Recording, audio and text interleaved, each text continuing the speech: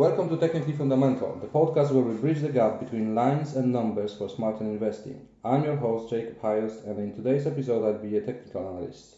Joining me today is our guest and my personal friend, Michael Lindan, who is an investor and will talk with me about Onthemarket Plc today. Welcome, Michael. Hi, Jacob. Thanks for having me here. Look forward to taking part in your podcast, and thanks for the invite. Right, so today we're going to talk about Onthemarket Plc, which is a UK-based online property portal that operates under the brand name Onthemarket.com. It was established by a consortium of estate agents to challenge the dominance of Rightmove and Zoopla in the UK online property market. It operates in the highly competitive online property advertising industry as a challenger to the leading portals Rightmove and Zoopla. It aims to provide a more cost-effective and agent-friendly platform for estate agents and property developers to advertise their listings. While it has made progress in growing its market share, it still trails behind its larger competitors. Now, Michael, do you agree with that? I think that's a quite fair assessment of the company and a good introduction, Jacob. Just for disclosure, I will mention that I've recently bought a few shares of this company Onthemarket Plc as I've come across it. So that's just for disclosure purposes for our listeners. Right. Now you've touched on the valuation and its difference to its largest competitor. So perhaps I can develop that. Yeah, let's do it. Let's talk about this point, if you like. Yep. And actually the numbers are easy to understand and clearly demonstrate that. So if I look at the last reported year, which was year 2022 for Onthemarket PLC, effectively they've had a total sales of 30 million, 30.4 million, just over. All right. And it's interesting to know that Rightmove is actually 10 times larger in terms of its sales, right, at 300 something million, 330 million. So 10 times more sales. But if I look at the valuation, right, Onthemarket PLC its market cap is about 55 million, right, which is 1.6 times its sales. Right. But if I look at the valuation of Rightmove, it's best part of 5 billion, okay, which is nearly 100 times, right, the valuation of Onthemarket PLC, So its price to sales of Rightmove is about 15,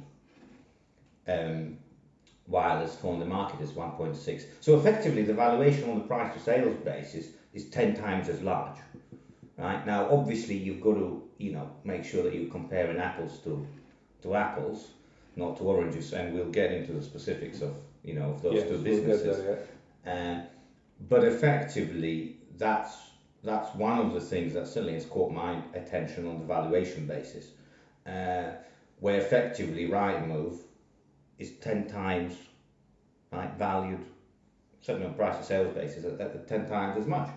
Its valuation at the time is over about 100 times more than Onthemarket. So the company price is 100 times more than Onthemarket, right? Yet its sales are only 10 times more than Onthemarket. Right, that tells us that Onthemarket compared to Rightmove, it's a cheaper option, right?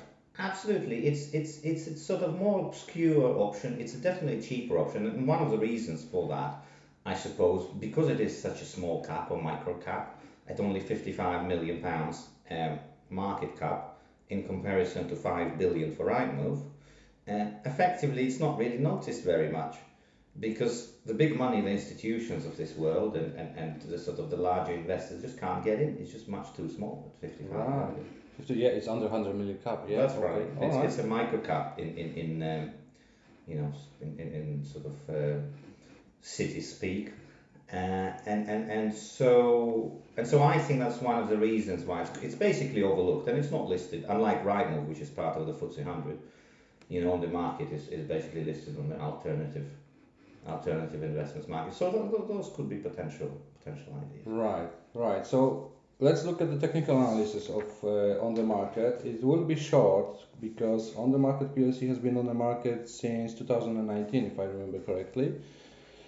And what I see on the chart here is we do have a downtrend started in 2019. We do have an uptrend starting in 2020, and basically both of them create a symmetrical triangle formation.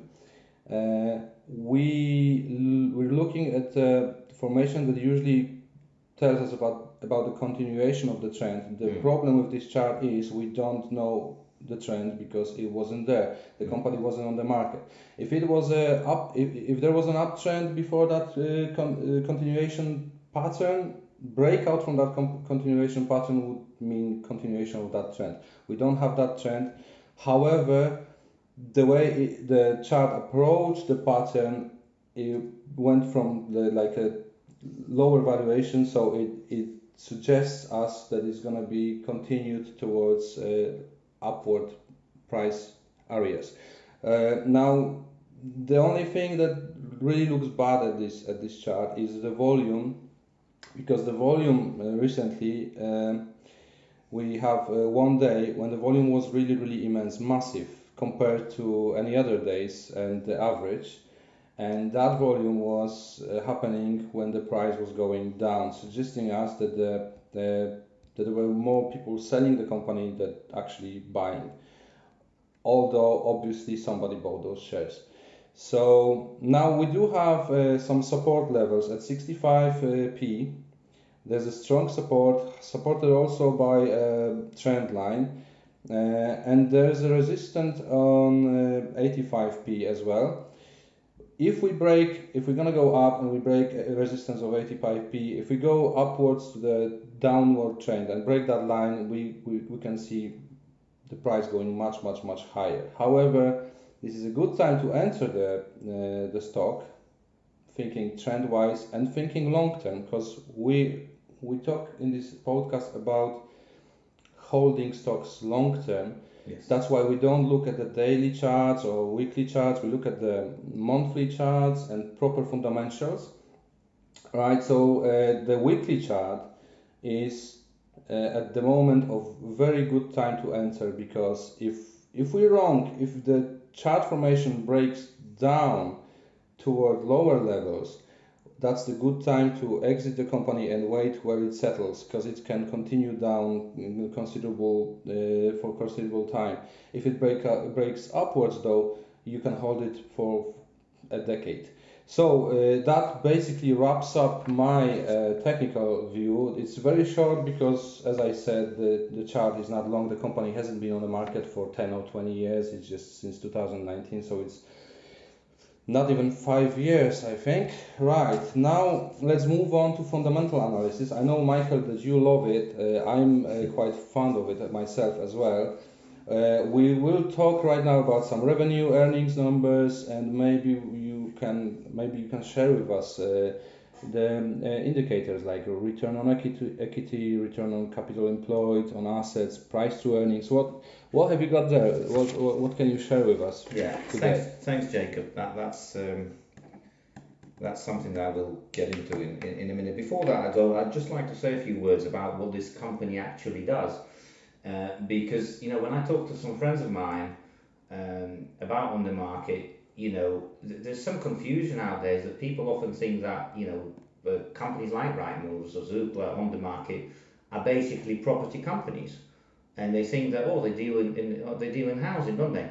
And actually, that is a total misconception, because Onthemarket and Rightmove are not property companies. Right. They're actually software as a service IT companies, because these companies, they don't hold property, they don't own property, they don't sell property. They don't buy property. You could call them a middleman, right? Yeah, well, they're software as a service, so that they're technology companies. They are not property companies. They are effectively tech companies. They're software tech companies that are auxiliary to the property sector. Right? That is effectively all they are. And they're tech companies. Software as a service is a technical term for these. and they effectively sell their services to the property industry. And in the case of Onthemarket, for example, so the software solution, which is what Onthemarket is, right? Yeah. Is sold to 90% estate agents, other customers of Onthemarket Plc, and 10% house builders, right, other customers of Onthemarket Plc.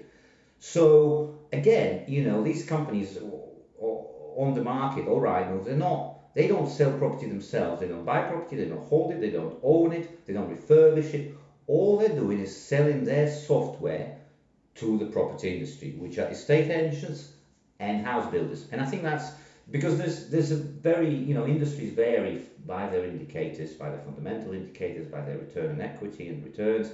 And I think that's very, very important to sort of to fix in the mind about this company, is that while it services the property industry, so it isn't in the it isn't a property company, it's a tech company. That's a very good point, Michael, I think, because placing a company in the right industry forces you to compare it to its actual competitors. So when people think about Onthemarket as a property company, they will compare it to, I don't know, house builders or rental agencies or whatever, or REITs. But when you actually think about it as a software company, it can remain low costs with massive growth potential as other software companies. Yeah, and that's the thing. Obviously, software as a service companies, they've got completely different profile, completely different margins, completely different valuations, right? Completely different returns, completely different approach to the indicators. Different approach to the indicators, absolutely, right.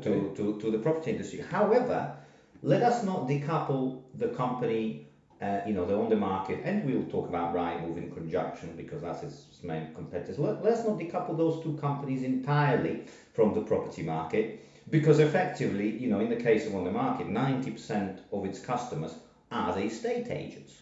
Of course, so if something happens to the property market, it will influence the customers on the market. And that's exactly, you've caught my thought there, is that you've got to, whether you like it or not, take a view on where do you think the UK, which is where they're selling, where the UK property market has been and is going to, because obviously if we have, say, a large downturn in the property industry, like we had during the COVID lockdowns, if you remember, then obviously these companies will suffer, like Rightmove has suffered during the COVID lockdowns, because the estate agents were saying, well, hey, there's no deals to be made, so we're struggling to pay your fees.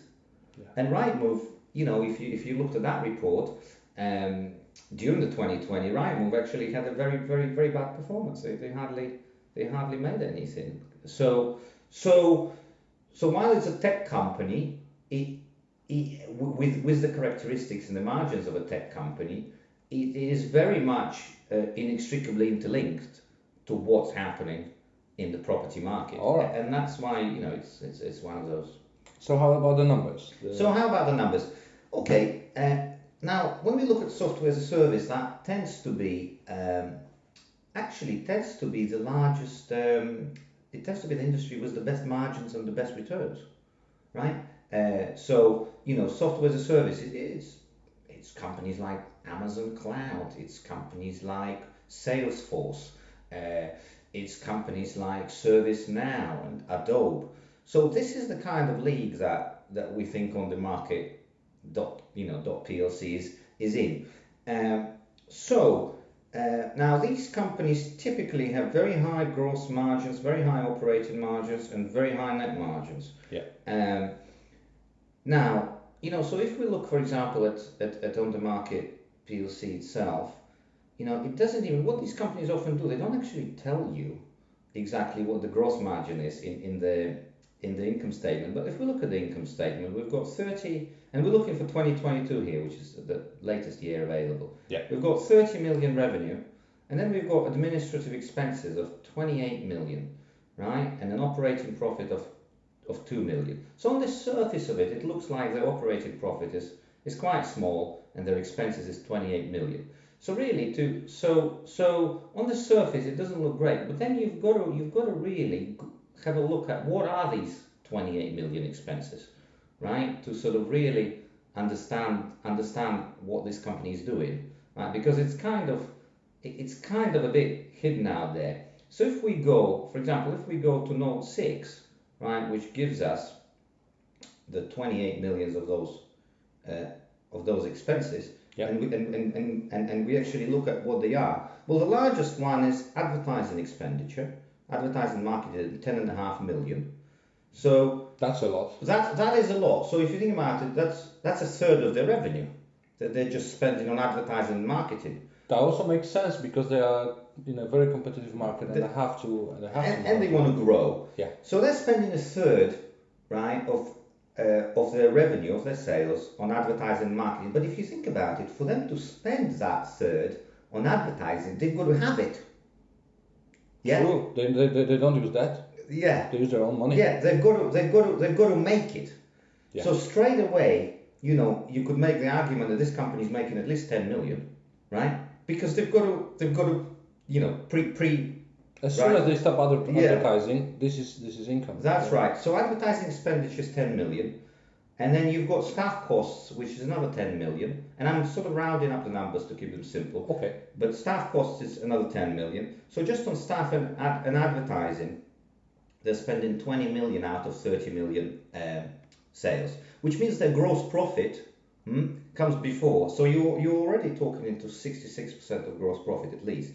Then they've got depreciation and amortization. Again, comes before, after the gross profit line in the income statement. Right, that comes to 3 million, right? So pretty much this company has a gross profit is over 90%. Yeah, like the Facebooks of this world. Yeah, so very high gross profit.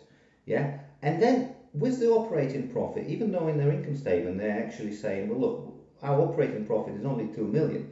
But again, that's after the 10 million of advertising expenditure and after the 3 million of amortization and depreciation. So you've got to, and this is where the work of the fundamental analyst comes in. You've got to ask yourself, well, how much is this company actually making? Yeah, how much are they making? Because they're not telling you. Or what they're telling you lots of different things, right? So, one of the ways to look at that, for example, if we look at their cash flow statement, which, I sort of found interesting.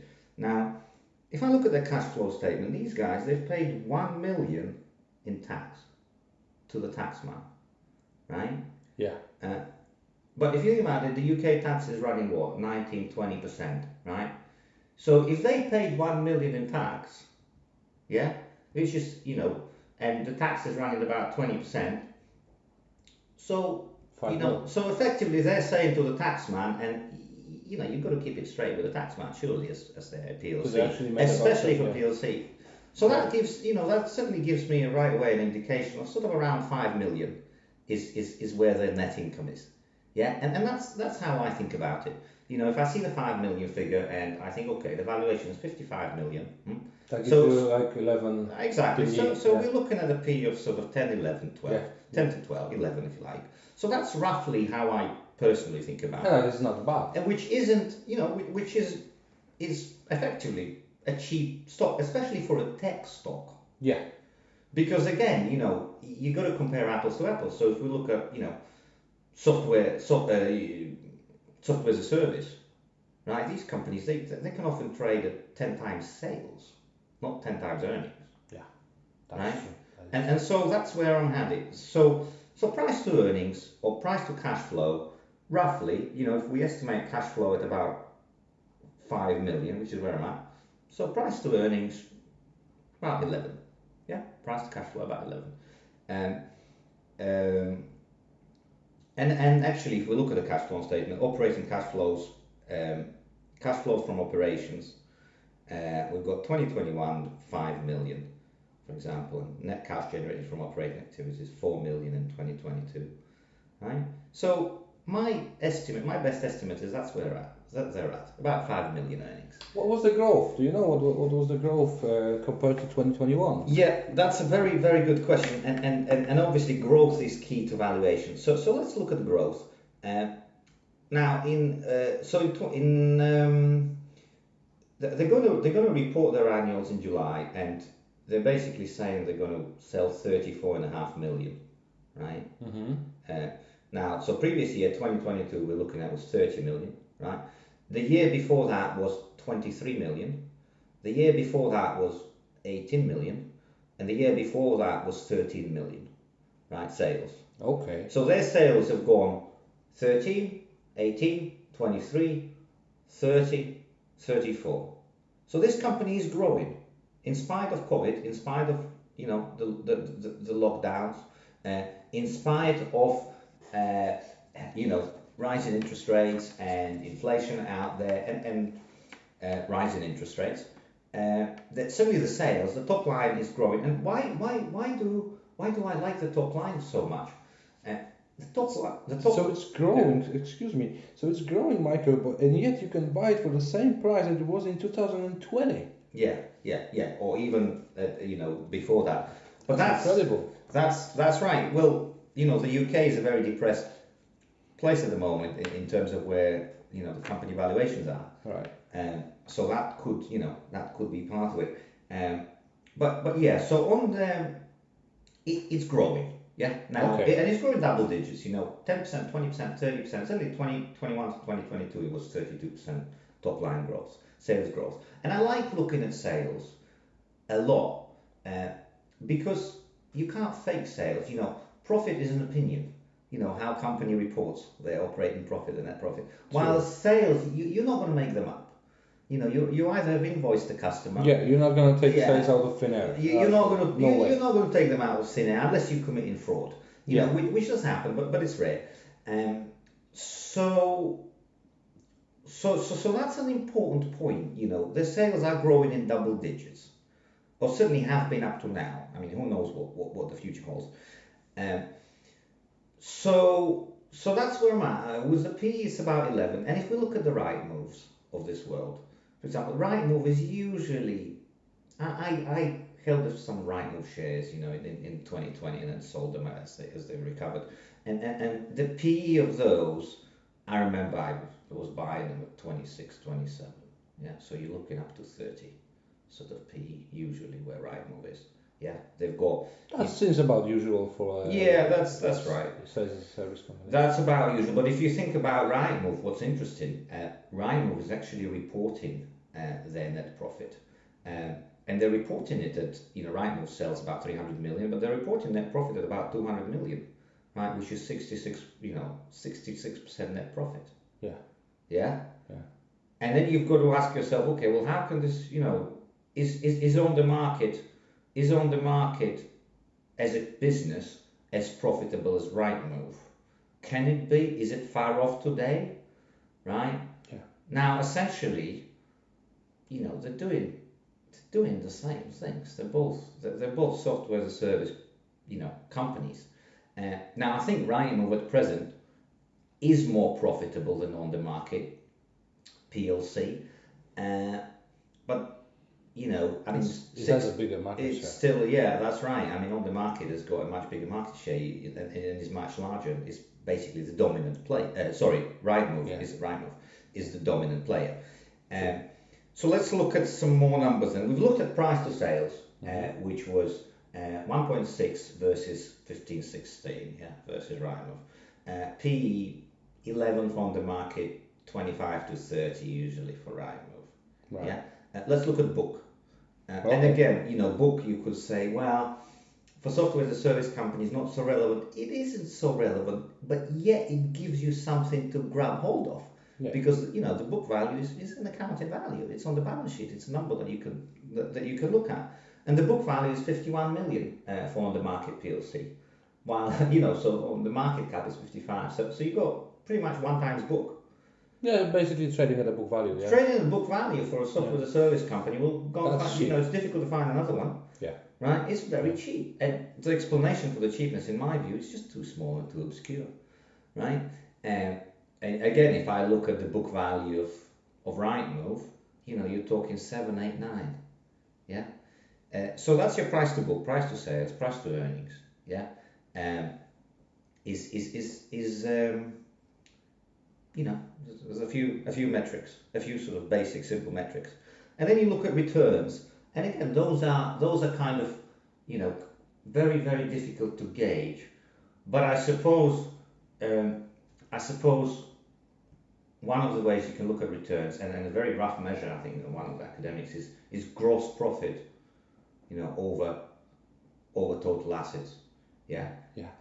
And if I look at this, and let me just briefly have a quick look, gross profit. So on the market, we've said that we think pretty much it's got a gross profit of best part of the 30 million. Yeah. Yeah. Because if you think about it, what is cost of sales? They don't have raw materials. Because what are they selling? Yeah. It's software. Yeah. Yeah. So if I look, if I look at, total assets of 51 million, right? And they've got no debt, by the way, looking at the balance sheet here. They've actually got net cash on the balance sheet. Oh, that's brilliant. So that's always, a healthy thing to add. So gross profit over total assets, you're looking at again over 60%. So it's a high return. It's a good business. It's a high return good business that you can get at a valuation of basically 10 or 11 PE, which is a valuation of perhaps a house builder or a more asset heavy kind of. All right. So I do like those numbers, Michael. Have you got anything to share on that? Because if we touched on all the numbers we could, then I would have a question for you. So just tell me whether you can think of any indicators that will make sense to talk about as well. Yeah, that's good, very, very good point. I think one of the things with this microcaps is you've got to bear in mind, first of all, they fluctuate like hell. Yeah, the mic. So you obviously being a proficient technical analyst, you can see that these microcaps, they really do fluctuate a lot. Up and down. So I would say, to the listeners, have you got the stomach for a microcap? Because that microcap is going to bob about. Yeah, it's going to go up and down, and small volume. That's the reason. There's right. Not many people trying to buy it. So if you want to get a big chunk, it's hard. Exactly. You're gonna move the price up very, very high. Yeah. If you want to sell a big chunk, you're gonna depress the price massively. Yeah. So it's going to bob about, and then some of the cautious investors might say, well, wait a minute, this really is a microcap, and is this small companies? One of the questions, for example, I've posed to myself is, well, if this company is as good as it is, why does it need to be, excuse the pun, on the market? Yeah, on the equity market. Because if me and you had a good business that we were selling 30 million off, right, and we were happy, why would we need to go to the stock market? We'd probably be sat making our profit and saying that's all. That's a very good question. Is it live great? So I'm always quite suspicious with these very small companies, 30 million of sales comparatively, is, why are they going to the public markets? Because actually, if you think about it, to be a PLC, you've got a cost of 300,000 to 400,000 a year. Yeah. For all the reporting, for all the disclosures. Yeah. Which is, usually these companies, a lot of companies go off the market, off the public market, and say, hey, we don't want to spend 300 to 400k, right, to be on the market, because we'll just keep it for ourselves. It's a significant amount of money, right? What do you think there is? Why would they choose to well, be on the market? Yeah, I think that there could be quite a few reasons. I mean, some of them could be good for investors, some of them could not be good. And as always with equities, it comes down to the integrity of the management, right? And it's whether the management basically wants to come to the market and sell shares to others, right, and make money, or the management is thinking very long term, sees the opportunity and say, hey, we think we can be as large as Rightmove, right? Yeah. And sell 300 million. And for that to happen, we need history of being in the public eye, in the public domain. And we want to invest, we want to attract We want to attract institutions. We want to attract sort of owners and investors of caliber, and so we can progress together and find, eventually gain the valuation and the transparency, right, of the likes of Rightmove. So actually, you could make the argument for the on the market, to be in the public domain, is simply they're thinking long term. And it may be that one day they do want to trade at 16 times sales. And the way to do that is to start now, while they're small. So it's not unreasonable. Right. Yeah. While we were talking, I've come up to the question that is bouncing through my head since the start of this podcast. We do have a duopoly in the UK, you might say, in software as a service in regards of property markets. We have Rightmove, we have Zoopla. I've heard about those companies, I've used their websites. I know many people who use their websites. And we have a third player coming up on the market. And usually, historically speaking, third player, it's very hard for the third player to actually get into the market. We're talking Windows Phone when there was already Android and iOS on the market. We're talking all the Facebook killers that I put over there and never actually killed Facebook. Yeah. We're talking iPhone killers. We're talking BlackBerry. We're talking. There's many examples of that kind of thing. You have a duopoly. One people go to Zoopla, one people go to Rightmove, and there's a third player which, well, I haven't heard about it till recently. I haven't seen any ads for it. They spend 10 million. I haven't seen any ads for it. So there's a question of whether they can actually do it, and that's a question for you. Do you think Onthemarket Plc can actually get like 30% of market share? Is it in your the growth potential? In your thoughts, what do you think about it? Do you imagine? Can you imagine it having 30 or more percent of market share? That's a very, very good question, and I think you phrased it actually really well. Can you imagine it? Because actually, let's be honest. You can't know, obviously. Equity investment is all about forward-looking, and imagination is a big part of it. And I suppose the honest answer is I can imagine it, right? And I will and I'll explain why. I think that they are a competitor. So you can't. Sorry, you can't. I can. Oh, you can. I can imagine it. All right. I definitely can, because I think that they are a competitor to Rightmove. And let's get into some of those specifics. Rightmove is simply expensive. Okay, Rightmove charges £18,000 per year, right, to an estate agent. Okay. Yeah. Now, for some of the big chains, that sell properties in London, large, multi-million pound properties, £18,000, £20,000 per year that Rightmove costs, is basically pocket change.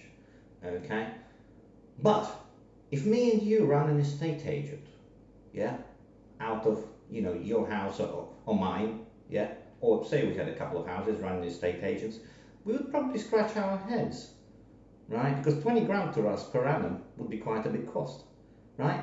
And we'd look at alternative, and one of that alternative is Onthemarket Plc that costs less than a quarter of Rightmove. Okay, Onthemarket Plc, you're talking. I think the average revenue per estate agent per month is like £250. So you're talking £3 grand, right, per annum. Yeah. So they're about a fifth of the cost of Rightmove. Yeah. And that's tempting. And this is where the competitive advantage, I think, of Onthemarket Plc comes in. This is where I think that they will, so to speak, eat Rightmove's lunch. Right? They will bite at them. And I can prove they have been biting at them because we've just talked about those sales numbers: 13, 18, 23, 30, 34, right? And even though they charge 1/5, they still make money. They still make money. They still have profit, and they have good numbers. Which kind of tells you the extortionate profits that Rightmove are making. But of course, they were able to get away with those extortionate profits because there weren't the smaller competitors going after them. But as me and you both know, in a capitalist world, there are always people, Coming after coming after your lunch. And if you've got those super returns like Rightmove has enjoyed for years, there will be other people that will spot them, like Onthemarket Plc, right? In 2013 when they started, and they'll come after you. So they're a lot cheaper, and for much smaller estate agents, that perhaps here in the north of England and northeast of England, right, that just don't have 20, 30 grand per annum, and maybe they're starting out, Onthemarket Plc is a viable option. Now, I've actually walked into quite a few estate agents, in different places, be that Wales and here, and very, very many of them are advertising their properties on the Market Plc, and a lot of them basically do both Rightmove and Onthemarket Plc. Some of them, if they can't afford Rightmove, they go to Onthemarket Plc. And also bear in mind, there's also a lot of estate agents that are not actually advertising online. Some of these, they're just old family businesses. Yeah. And for somebody like that, are they going to shell out 20 grand straight away for the online solution, or are they going to start with 3 grand per year? I think that's a very good point, Michael. If you are a real estate business that haven't used Rightmove or Zoopla yet, and you're just choosing the company to do your business with now, and what you're going to compare? You're going to compare how much it's going to cost you. Well, you have to, because again, if me and you run an estate agents, we'll struggle to shell out 20k. It's just technically the same service. On the other hand, when you're that kind of business, you need to consider how many people visit the website as well. Yeah. Because obviously there's going to be more people visiting Zoopla and Rightmove than Onthemarket Plc, and then you paying for that reach, right? That kind of explains the bigger price you're paying, because you're paying for that reach, which gives you, I think, a possibility of selling or letting out the property faster. Because if no one comes at your website and then no one sees your listing, so that depends. If you're a small company and you only post your listings on your Facebook profile or your small website, and you need to use that kind of service, fine. It's just cheaper. If you're in a little tiny town, you don't want million views. But you only care about the views in this specific town, right?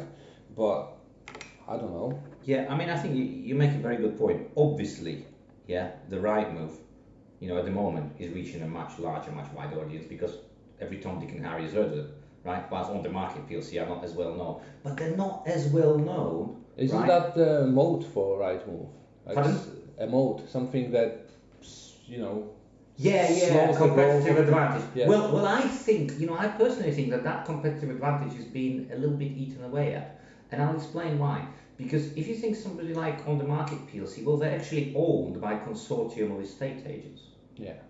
Right? And if you think about their senior management, they actually came from estate agents, right, industry. So effectively, they've got many big estate agents chain have vested interest into using Onthemarket because they own them. Right. So they created a product for themselves to save some money. Absolutely. Which may obviously they're going to push it. Yeah, exactly. Yeah, so that's one. So I'm not sure how strong Rightmove's moat is. What I think where I'm at with the moat and the competitive advantage is, I think that there's basically space for both. The really plush, large estate agents that are selling £1 million properties will think we'll just go, okay, Rightmove, we'll shell 30 grand for that. Onthemarket, we'll shell 5k for that. No big deal. Yeah. Right? True. The larger whales might go, okay, Rightmove, 30k a year, 20k a year, no problem. But Onthemarket Plc is kind of for smaller, estate agents that perhaps for them, they want to do something quirky. They simply just want to try out, the digital world, or they don't want to pay as much for now. So what I'm saying is, I think there's space for both. And given that the property market is highly fragmented, highly divided within the UK, if you think about London, and if you think about, the Waleses and the Scotlands and the northeasts of this world, very different prices for housing. Yeah. Yeah. So where I'm at, I think there's basically plenty of room plenty of room, yeah, for both of these. And the other thing is with on the market, there's a little bit more to the story in that they've got some competitive advantages because, for example, the estate agents that use them, very often they get the first 24 hours on the properties they list before Rightmove and Zoopla, right? So very often with the estate agents that I actually, invested and are heavily, invested into Onthemarket Plc success, they'll give them the first 24 hours first. That's one of the advantages. Very often they get the first 24 hours. Right. So then, and then it goes to Rightmove and Zoopla. So when you look at it that way, it looks like Onthemarket has a competitive advantage. Absolutely. Not the other way around. Absolutely, and this is where I think that the story is a lot more complex. Where yes, Rightmove has competitive advantages because they've got that network and a much larger network, and also public awareness, right? But Onthemarket has some competitive advantages too. So I don't see why the two of them sort of can't coexist. Of course, the big question is who is going to be gaining on who, right? Yeah. And nobody knows that. But with investment, I mean, we're investors and we're looking at risk reward. And I'm simply saying, well, hey, if one day, 10, 15 years from now, Onthemarket Plc can become as large as the Rightmove now, and if they can command the same valuation as the Rightmove does now, then you're looking at the 100 bag, aren't you? Because if your sales grow from 30 million to 300 million like Rightmove today, and your valuation is the same at Rightmove's today, then you go from 55 million to 5 billion, right, valuation, and that's your 100 bagger. So, if you put $1 into Onthemarket Plc, all you can lose that dollar, sure, right? If things, if Rightmove gains ground and somehow Onthemarket Plc doesn't exist anymore, which by the way, with small companies and microcaps happens all the time, right? Yeah. But if they do, if they just follow the well-trodden path of Rightmove and do well, then you're looking at 100 bagger. They've been doing well for the last 5 years. They certainly have been. And so nobody knows the future, but your question was, can I imagine them growing? And their answer is, yes, I can. Definitely. Can I imagine them not growing? And the answer is, I can. Because we go back to the inextricable link to the property market, and I've got my concerns about the property market in the UK in the next few years.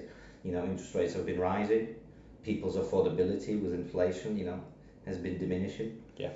And so, you could quite easily sit and make the argument that actually all of these auxiliary services to the property industry may struggle as interest rates rise, as we've discussed. And who is going to wipe out, And I've seen a chart this week actually. I've seen a chart that the property market prices in relation to earning power of your wages are the most expensive they have ever been. Yes. They're more expensive than in Victorian times. Like over 8 times the purchase power of your wages. So that's just incredible how expensive a house is in the UK at the moment.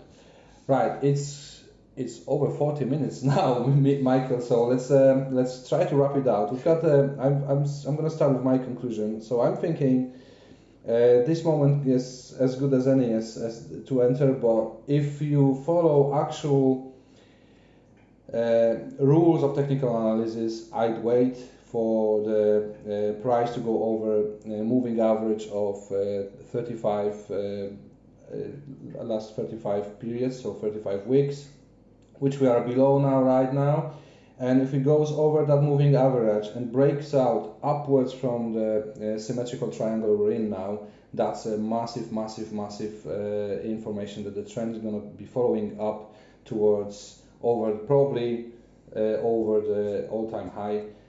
So if I want to say anything about like actual technical analysis, that's it. Just wait for the breakout. Even it's going to break out downwards from that symmetrical triangle, then stay away from the company, or upwards, then just load up and it's going to go up. That's what technical analysis says.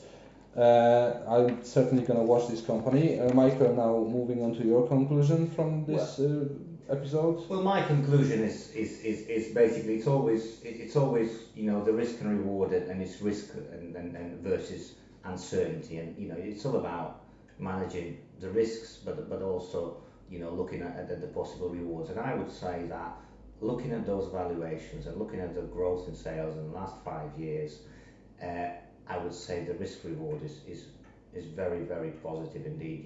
The balance sheet is clean. They've got 9 million cash on the balance sheet. So I don't see this company disappearing at all.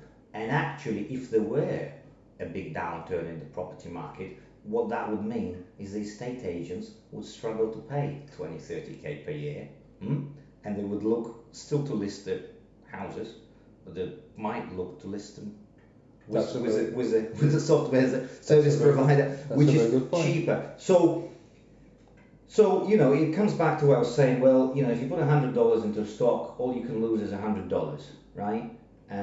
But there's been plenty of examples where the stock can go to 5, 6, 10, 15, 20 times as much. And I think that on this particular example, the risk reward is in the investor's favor.